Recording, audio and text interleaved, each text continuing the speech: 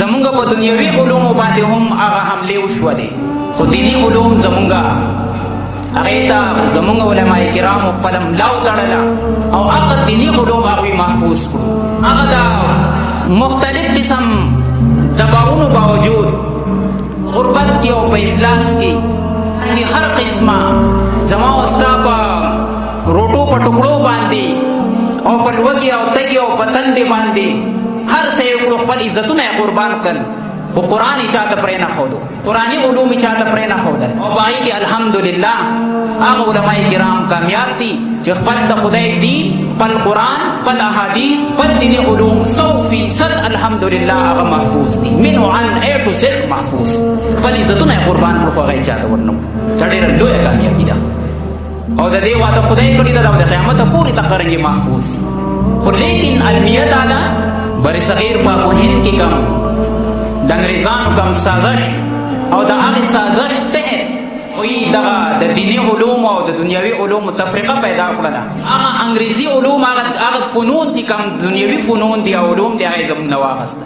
هغه د حساب علوم، هغه د جیومټرۍ علوم، هغه د ساینس او د انجینرینګ او د طب او د میډیکل علوم چې په هغې باندې به زموږ مسلمانان یادېدل، زموږ مسلمان مسلم ساینټسټ، انجینر، ریاضیدان، هغه یې زموږ نه واخیستل او هغې ته یې ترویج خپله ورکړو، هغې ته یې فنډینګ وکړلو او هغې له یو داسې یو نظام جوړ کړلو چې زموږ مسلمان یې دغې طرف ته واړولو، دغه دنیوي علومو فنونو ته یې واړولو او دیني علوم او فنون هغه یې بلکل دا ونه واخیستل. زما عزتمندو دغې حالاتو کې خو زنګ دیني علوم محفوظ شو، خو هغه دنیوي علوم هغه زموږ نه لاړل، هغه زموږ د لاسونو نه ووتل. دا زموږ غټه کمزوري ده. اوس مختلف حکومتونه، مختلف ادارې هغوی مدارسو ته دا اپیل کوي. یقینا موږ ته پته ده، موږ په دې میدان کې موږ ته پته ده، هغوی دا اپیل کوي چې تاسو په خپل مدارسو کې دنیوي علوم هم واچوئ. الحمدلله علما د هغې ضرورت هم محسوس کړلو، د هغې ضرورت علماو محسوس کړو. دا خو زمونږ اهم ورثه دا هم ده. هغه علماو چې څنګه یې دیني علومو ته خپله ملا تړلې ده، دې علماو دنیوي علومو ته هم خپله ملا وتړله، دنیوي علوم او فنون ته هم خپله ملا وتړله چې دا زمونږ ورثه ده، دا هم زموږ علوم او فنون دي، دا به مونږ محفوظ کوو.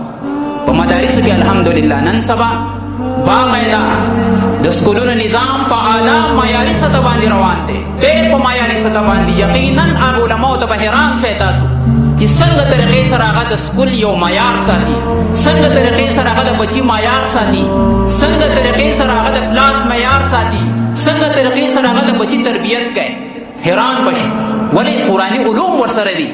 هغه ته پته ده، هغه پوهېږي په علم باندې، هغه پوهېږي چې علم څه ته ویل کېږي، تعلیم څه ته ویل کېږي، د تعلیم په فلسفې باندې خبر دی، د تعلیم په نظام باندې هغه خبر دی. الحمدلله علماو نن سبا په خپلو مدارسو کې د سکول نظامي تعلیم هم شروع کړلو، عصري علوم هغه هم شروع کړل. د ماشوموالي نه واخله تر د میټریک لیول پورې، د انټر لیول پورې، تر دې پورې چې ګریجویټس نظامونه هم هغوی شروع کړو.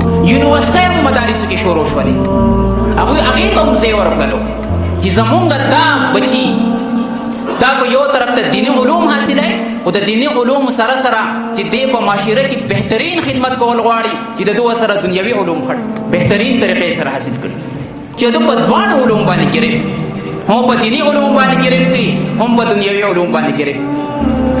نن په معاشره کې زمونږ بچي دا زمونږ د لاسونو نه وتې دي. زما عزتمندو نن پیرنټس په دې باندې حیران دي، نن هغوی په دې باندې پریشان دي زه د خپل بچي تربیت څنګه وکړم.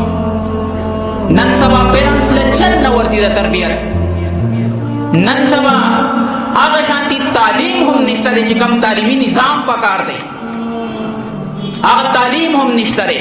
الحمدلله زمونږ په خپل وطن کې، زمونږ په بهترین وطن کې ښه دیني ادارې شته دی، ښه عصري ادارې شته دی، لګیا دي په یو نهج باندې لګیا دي.